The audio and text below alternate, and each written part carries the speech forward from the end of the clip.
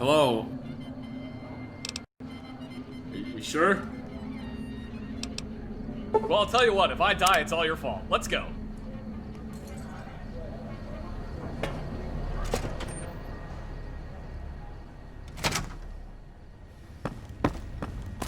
If I had $1 for every time Haunted Postal...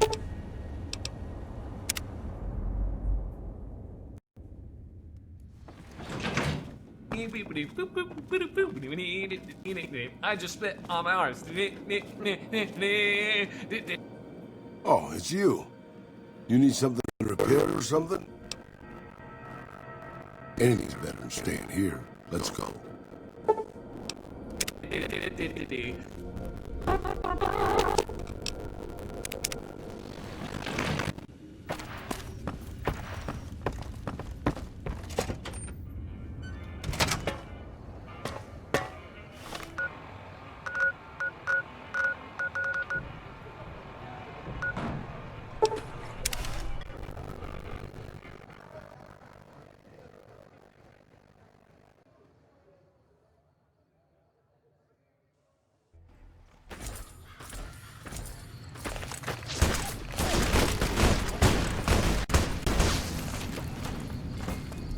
Takes care of that.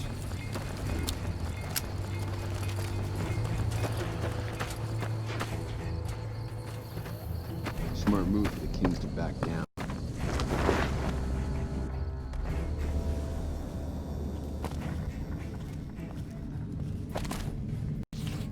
Howdy. Name's Sterling, First Recon.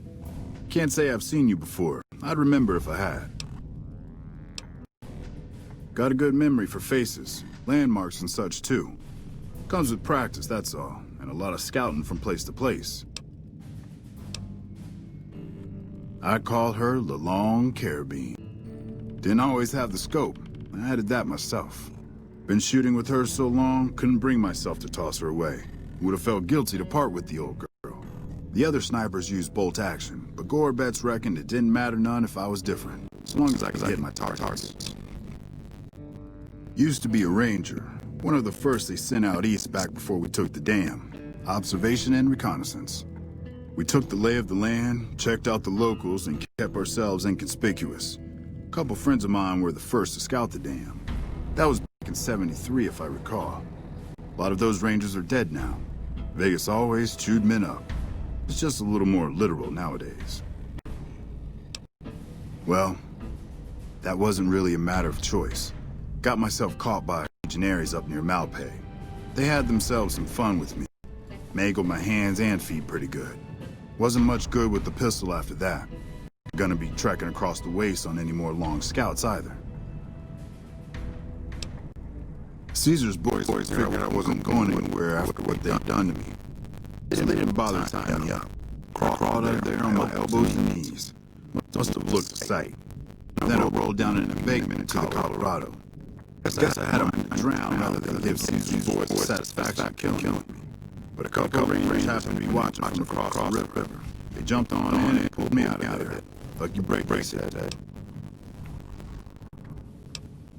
Always a pleasure. Keep yourself safe.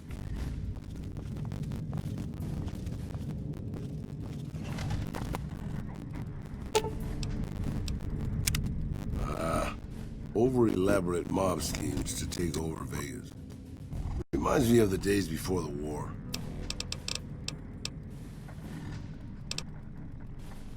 Sure, boss. Got a second to talk, boss? Meeting Corporal Sterling. Well, it kinda got me thinking. Here's a guy that's been beat all to hell, right? I mean, he could have retired from the service, but instead he signed back on and does what he can. You think he did the right thing?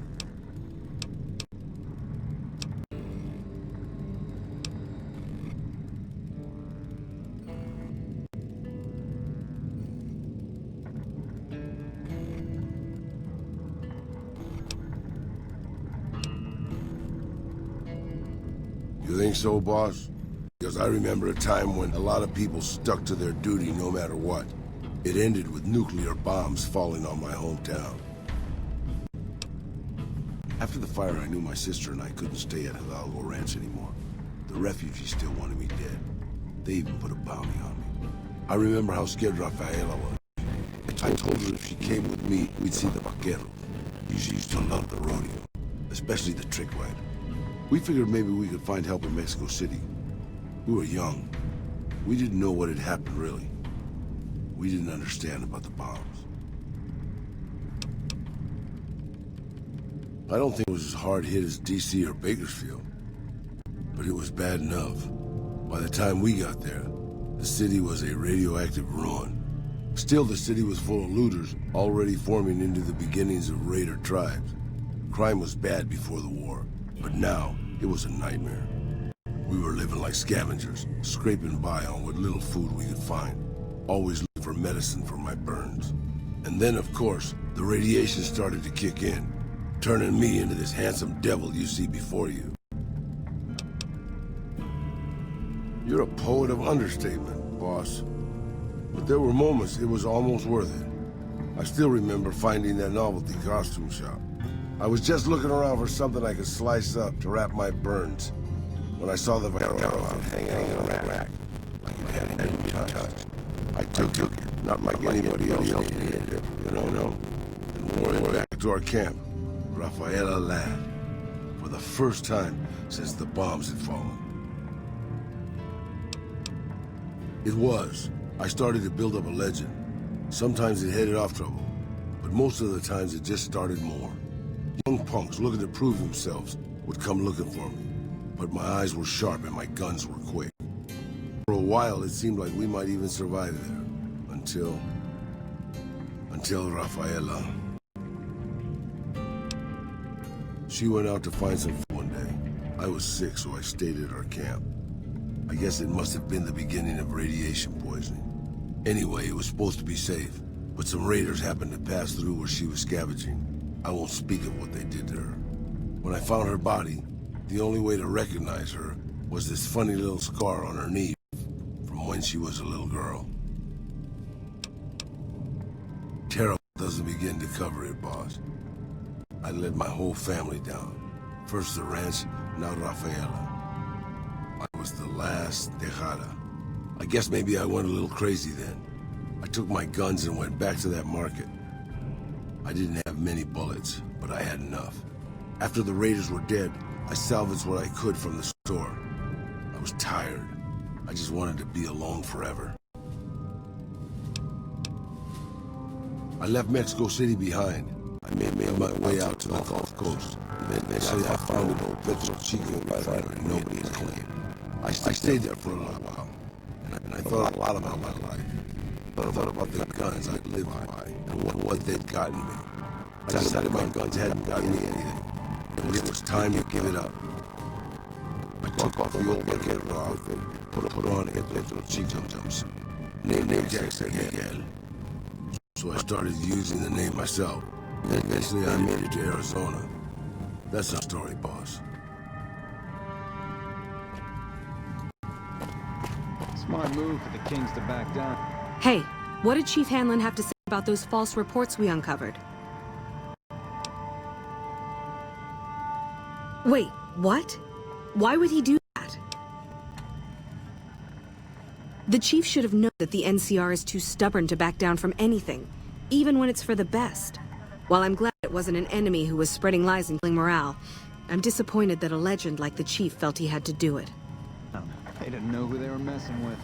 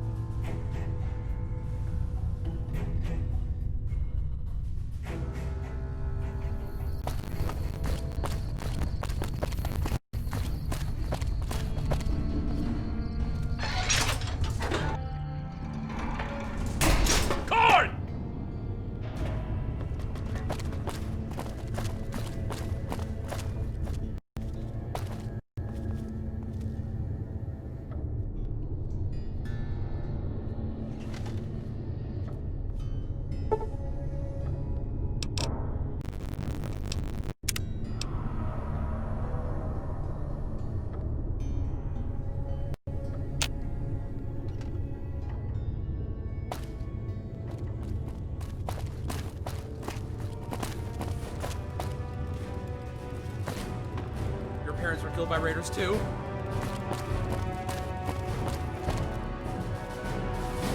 Did you know the strip's all stirred up lately?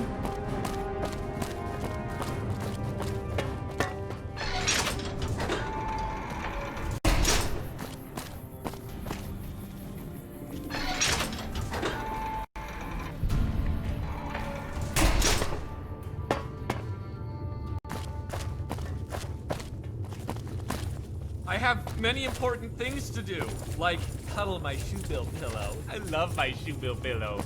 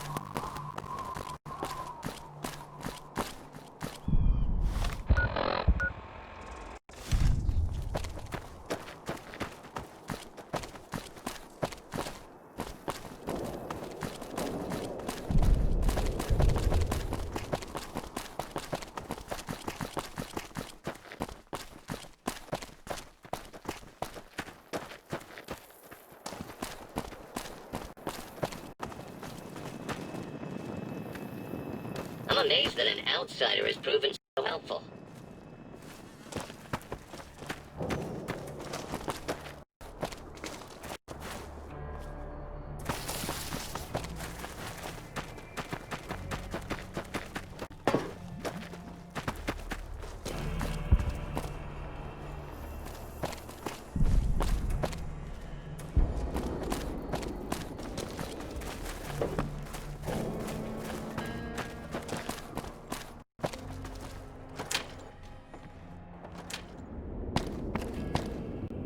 Isn't that bomber a beauty? Thanks so much for making an old man's dreams come true. See ya. Angry soldier robots with bazookas. I'm sure they'll be a good police force. Sure, boss. That's a good thing to see, huh, boss?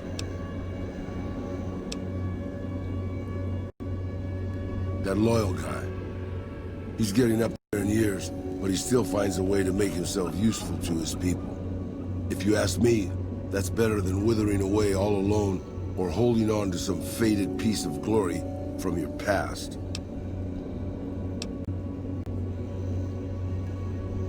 Yeah, that's what I thought too. Old history, boss. I left everything when I left Mexico. My home, my family, my name, even my face. I know it's surprising, boss, but I wasn't always just handsome. As far as the world knows, I was Miguel, and I was okay with that. I headed north for a while, and ended up in Tucson. Not Tucson, by the way. Things were good there. Well, maybe not good, but better than Mexico City anyway. I found myself a little shack, started fixing things. Well, sure, boss. I was always good at fixing things. Some I fix for the town, some I fix for other people. Some might fix just for the hell of it. It's a better way to use your hands than killing. And even then, I wasn't getting any younger or faster. I lived there for a long time. Kept to myself. Didn't get into any fights. Hell, the only reason I even kept my guns oiled was professional pride. Getting there, boss. I'd been in Tucson. The locals can call it Tucson all they want, but it's Tucson, damn it. About 75 years when she showed up. Prettiest thing you ever saw, boss. Maybe this is a trick of my senile brain, but I swear she looked just like my Rafaela. Her name was Claudia. She ended up taking work at one of the brothels in town. I never went to her, of course. How could I? But I looked after her in my own way. This was a long time ago, before Caesar's Legion pacified Arizona and brought the raider tribes to heel. A tribe came into Tucson one day. More a gang, really. Dirty Dave and his brothers. They were looking for bullets, and I sold some to them. I figured if I did that, they'd leave town before they tore it up too much. No, boss. No, they didn't. As I was saying, I hoped they'd leave the town in peace. Instead, they decided to stop at Claudia's brothel to take the edge off. I don't know which one of them got rowdy first, but by the time I heard the screams and got my guns, it was too late. They shot up the brothel, killed 4 girls, and taken Claudia for their sport. I went after Dave and his brothers. They had a head start, but they slept nights. I didn't. Took me 3 days to catch up to them. Claudia was dead when I got there. They put a bullet in each of her eyes. I couldn't do anything except avenge her, just like Rafaela. I charged into the middle of their camp and started firing. 2 of them were dead before they knew I was there. The other 5, they shot the shit out of me. I would have died, I think. I was so full of rage. By being a meaner old cuss than the rest of them, boss. I wanted to keep living until they weren't. So I just kept shooting until they were all dead. I was in pretty bad shape in the end, though. I don't know how long I laid there, with the sun baking me and the bloodlusters chomping at me.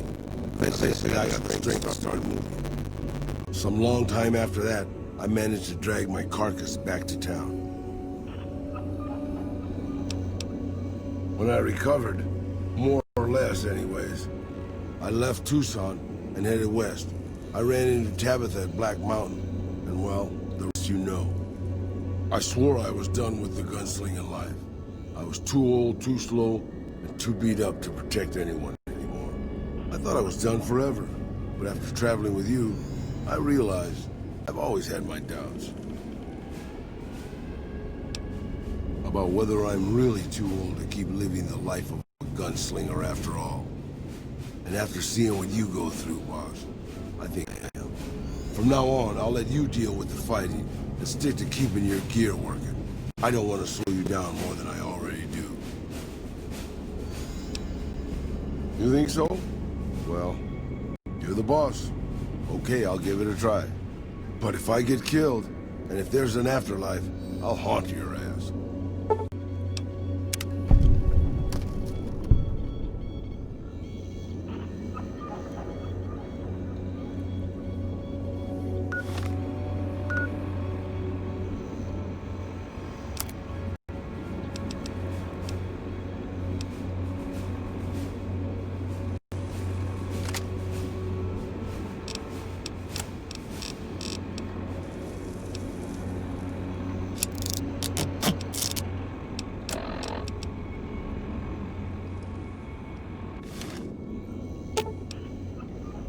I'm sure you'll be fair and equitable, boss.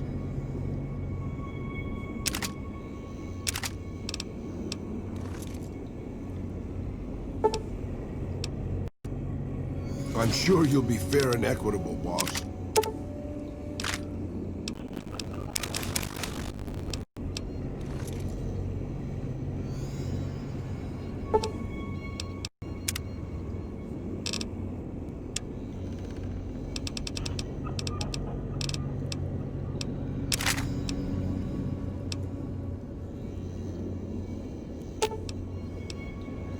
I expect to be awed by your dizzying mercantile sense, boss.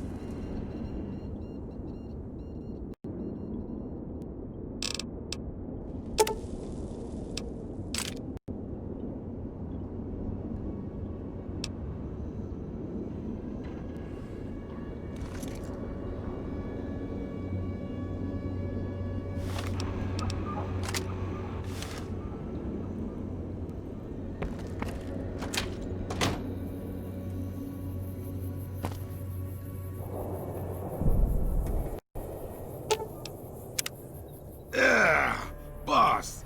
Just, yuck.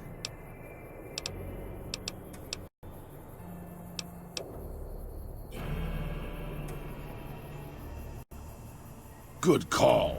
I mean, if that's what you really want, boss. Hey, as long as you're not asking me to go back to Black Mountain, I'm a happy old man.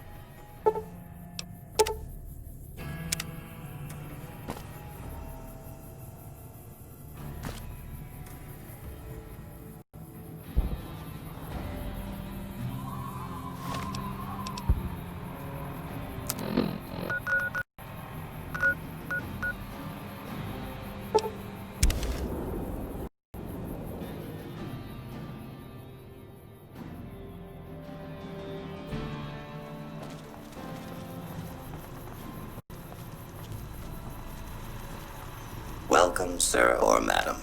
Do you wish to purchase something? I am ready to process our transaction.